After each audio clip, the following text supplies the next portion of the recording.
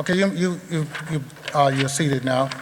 Okay, are there any other nominations for Speaker of the House? The chair will recognize Representative Michael Chippendale.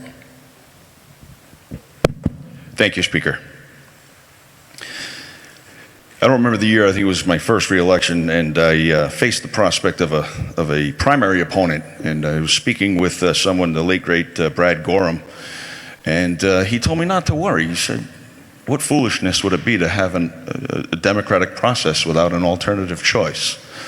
And that stuck with me. That always did stick with me. I thought it was kind of foolish when we don't have a choice. So I'm going to offer a choice. I'm going to offer the Minority Leader, Blake Filippi, for nomination as Speaker of the House.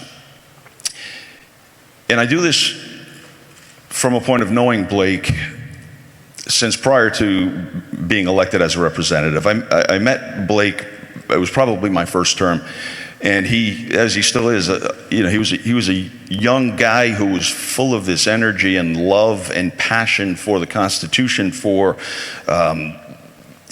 the libertarian causes that so many of us agree with and relate to. He was energetic. He was just the kind of person who made me happy that I was doing the job that I was doing.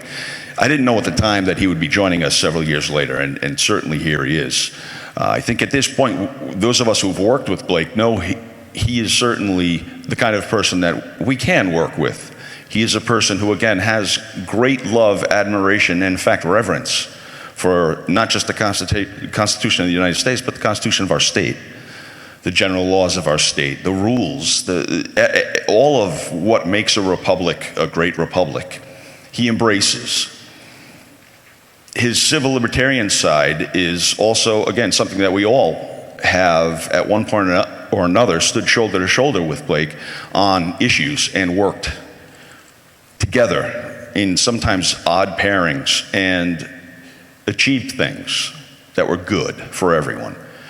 That's the kind of person that I've come to know Leader Filippi as, a person who will work with anyone, a person who absolutely respects this institution, the institution of our government, of our Constitution, would never betray any of those, and would make an outstanding alternative choice for Speaker of the House.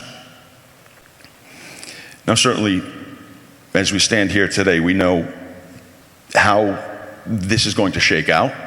It's somewhat ritualistic what we do, and it should be. We get together every 2 years and we elect our leadership.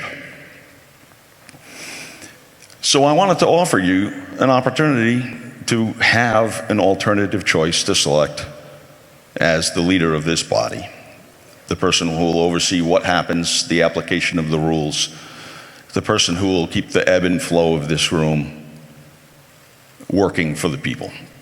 And with that, I do nominate Blake Filippi for Speaker of the House. Mr. Speaker, thank you. Quite welcome, Representative.